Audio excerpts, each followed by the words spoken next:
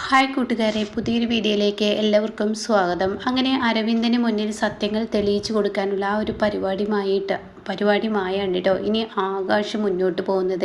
അങ്ങനെ ഇവരുടെ കല്യാണം അടുത്തിരിക്കുകയാണ്. ഫോട്ടോഷൂട്ട് നടത്തി തുടങ്ങുകയാണ്. ഫോട്ടോഷൂട്ട് നടത്തുന്നതിനിടയിൽ ഇവിടെ തൊട്ടുപിടിക്കലും ഒക്കെ അരക്കെട്ടിൽ പിടിക്കലൊക്കെ അരവിന്ദൻ ചെയ്യും. ശ്രേയയുടെ യഥാർത്ഥ സ്വഭാവം പുറത്തു വന്നിരിക്കുകയാണ് കേട്ടോ. ശ്രേയ തൻ്റെ കയ്യിലുള്ള ആ പൂവ് പിച്ചി ചീന്തി എറിഞ്ഞ് ഇനി ഇവിടെ ഫോട്ടോഷൂട്ടൊന്നും വേണ്ട എന്ന് പറഞ്ഞ് വലിച്ചെറിയുന്നുണ്ട് കേട്ടോ. അപ്പോൾ ഇതിനെക്കുറിച്ചുള്ള ഒരു റിവ്യൂ 2-3 വീഡിയോയുടെ മുന്നിൽ ഇട്ടിട്ടുണ്ട് കേട്ടോ. അങ്ങനെ ഈ സമയം ശ്രേയ അവിടെ നിന്ന് പോവാണ്. എന്നാൽ ഈ സമയം ആകാശ് ഇങ്ങനെ പതിയെ ഇങ്ങനെ അരവിന്ദൻ്റെ മുന്നോട്ട് വരികയാണ്. അരവിന്ദനാണെങ്കിൽ ആകെ എല്ലാവർക്കും മുന്നിൽ ആകെ നാണം കെട്ടിയിരിക്കുകയാണ് കേട്ടോ. ഇതേ സമയം ഇവിടെ ഇപ്പുറത്ത് ചാരുവും അതുപോലെ തന്നെ അശ്വതിയും എല്ലാവരും നിൽക്കുന്നുണ്ട്. അശ്വതിയല്ല, ഇവിടെ സൗമ്യയും അനുവും ഒക്കെ നിൽക്കുന്നുണ്ട് കേട്ടോ. അപ്പോൾ ഈ സമയം എല്ലാവരും ഇങ്ങനെ നിൽക്കുന്ന സമയത്ത് ആകാശ് ചാരുവിനോട് പറയാണ്, ഇനി പെട്ടെന്ന് ഇവിടെ നിന്നും ഇനി ഞാനും എൻ്റെ ഏട്ടനുമായുള്ളൊരു സംസാരമാണ്. ഈ സംസാരത്തിനിടയിൽ നീ ഇവിടെ ഉണ്ടാവാൻ പാടില്ല എന്ന് പറയട്ടോ. ഇതേ സമയം ഇനിയിപ്പോൾ ഇത് പ്രശ്നമാവോ എന്നിങ്ങനെ ചോദിക്കുന്നുണ്ട്. അരവിന്ദൻ ഈ സത്യങ്ങൾ മനസ്സിലാക്കുമോ? അയാൾക്കിപ്പോൾ ശ്രേയയെ തന്നെ ചതിക്കുകയാണ്. തന്നോടുള്ള വൈരാഗ്യം, അതായത് ആകാശിനോടുള്ള വൈരാഗ്യം, തൻ്റെ കുടുംബം തകർക്കാൻ വേണ്ടി മാത്രമാണ് തൻ്റെ വീട്ടിലോട്ട് കയറി വരുന്നത് എന്നുള്ള സത്യം നമുക്ക് മനസ്സിലാക്കി കൊടുക്കാൻ കഴിയും. ഞാൻ ശ്രമിക്കാം, നീ തൽക്കാലം ഇവിടെ നിന്ന് എന്ന് പറഞ്ഞിട്ട് ചാരുവിനെ പറഞ്ഞു വിടണം കേട്ടോ. ഇതേ സമയം അരവിന്ദനാണെങ്കിലോ ശ്രേയ കാണിച്ച ആ ഒരു പെരുമാറ്റത്തെക്കുറിച്ച് ഇങ്ങനെ ആലോചിക്കുകയാണ് കേട്ടോ.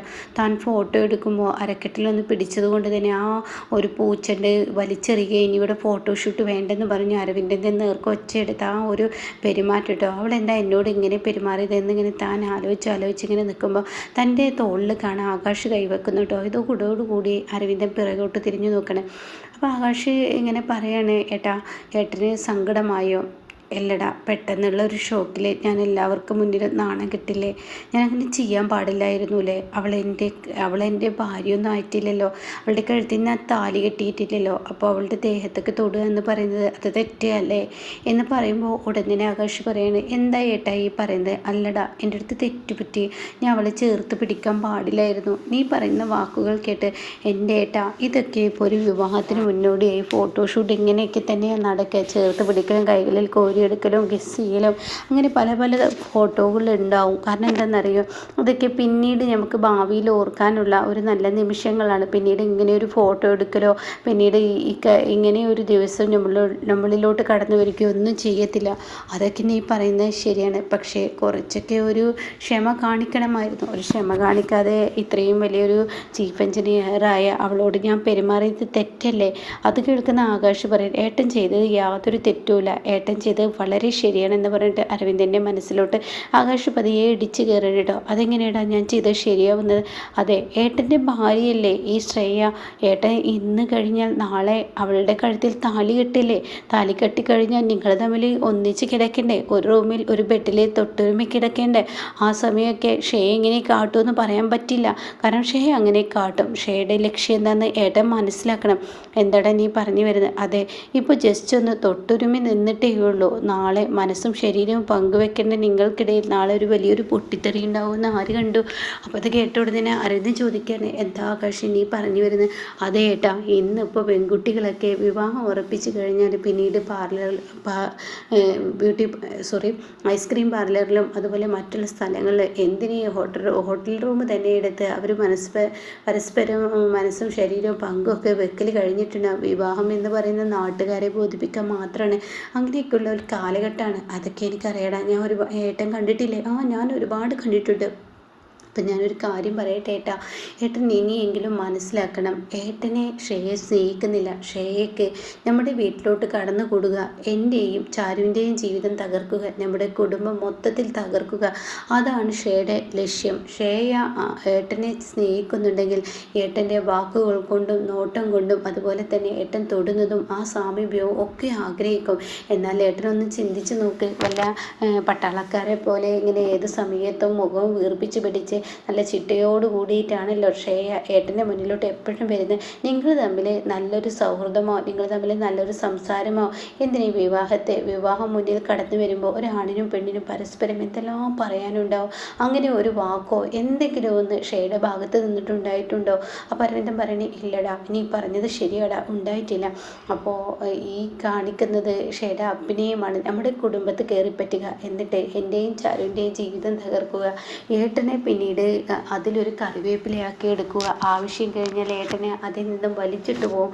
അവൾ ഏട്ടനെ ചതിക്കുകയാണെന്നുള്ള സത്യം അന്ന് ഏട്ടൻ തിരിച്ചറിയും. അപ്പോൾ എൻ്റെ പൊന്നു ഏട്ടനെ ആരുടെയും മുന്നിൽ ചെറുതാവരുത്. അവൾക്ക് അവളുടെ പ്രതികാരം തീർക്കാൻ ഏട്ടനൊരു കരുവാവരുത്. ലാസ്റ്റ് ഏട്ടനൊരു വിവാഹം കഴിച്ചവനും അവളുടെ അടിമയായും അതുപോലെ തന്നെ ആവശ്യം കഴിഞ്ഞ കറിവേപ്പില പോയ ഏട്ടനെ വലിച്ചെറിഞ്ഞ് പോവുകയും ചെയ്യും.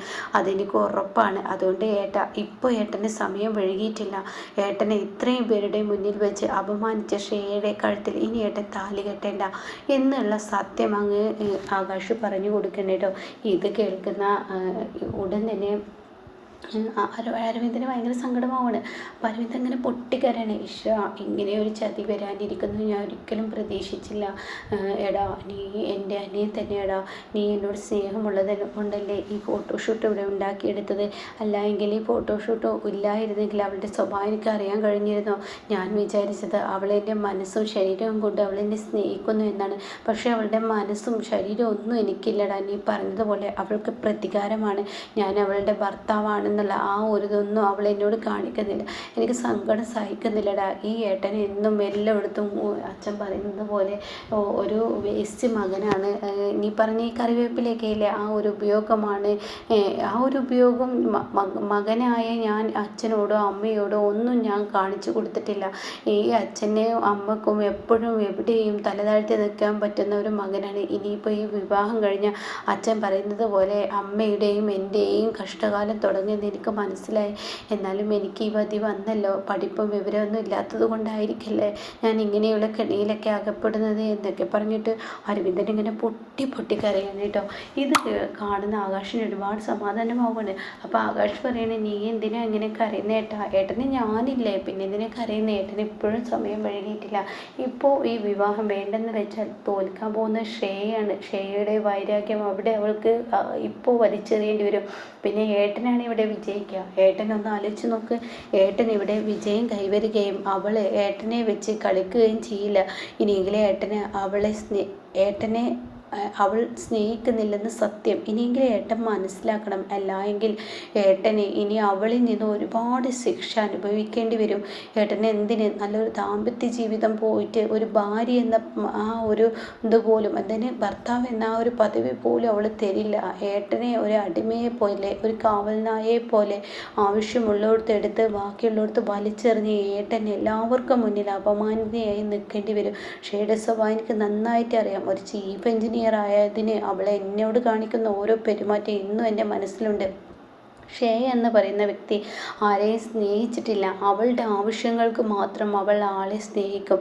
അത് കഴിഞ്ഞാൽ അവൾ വലിച്ചെറിയും. ഞാൻ അത് പഠിച്ച പാഠമാണ്. എന്നാൽ എനിക്ക് അച്ഛൻ കൊണ്ടുവന്ന് വെച്ചെന്ന നിധിയുണ്ടല്ലോ എൻ്റെ ചാരു, അങ്ങനെയല്ല. അവൾ മനസ്സും ശരീരവും കൊണ്ട് ഒരാളെ സ്നേഹിച്ചു കഴിഞ്ഞാൽ പിന്നീട് ആ ആൾക്ക് ഇഷ്ടം പോലെ സ്നേഹം വാരിക്കൊരുന്ന് കൊടുക്കും.